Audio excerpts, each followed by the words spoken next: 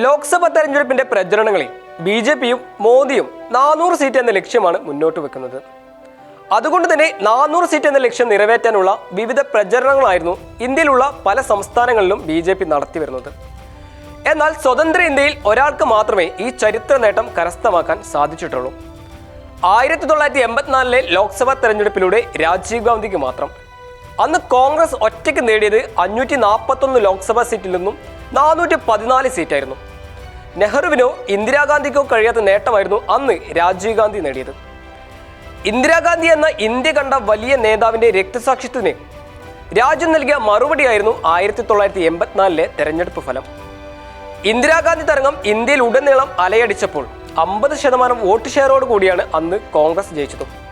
എന്നാൽ 1984 രാജീവ് ഗാന്ധി നേടിയ ആ ചരിത്ര നേട്ടം തകർക്കുക എന്ന ലക്ഷ്യം മോദി മുന്നോട്ട് വെക്കുമ്പോൾ സമകാലിക ഇന്ത്യൻ രാഷ്ട്രീയത്തിൽ അത് അത്ര എളുപ്പമല്ലെന്നാണ് തെളിയുന്നത്. അതിനായി നിലവിൽ ബി.ജെ.പിക്കുള്ള 303 സീറ്റിന് പുറമെ ഇനി 111 സീറ്റ് കൂടി നേടേണ്ടതുണ്ട്. എന്നാൽ ഇന്ത്യയിൽ മോദി തരംഗമാണെന്ന് വിവിധ മാധ്യമങ്ങൾ പറയുന്നുണ്ടെങ്കിലും സൗത്ത് ഇന്ത്യൻ സംസ്ഥാനങ്ങളിൽ മോദി തരംഗം ഇല്ലെന്നാണ് വ്യക്തമാവുന്നത്. അതുകൊണ്ട് തന്നെ സൗത്ത് ഇന്ത്യൻ മണ്ണിലുള്ള ഭൂരിഭാഗം സീറ്റിലും വിജയിച്ചാൽ മാത്രമേ 400 സീറ്റ് എന്ന ലക്ഷ്യം ബി.ജെ.പിക്ക് കരസ്ഥമാക്കാൻ സാധിക്കുകയുള്ളൂ.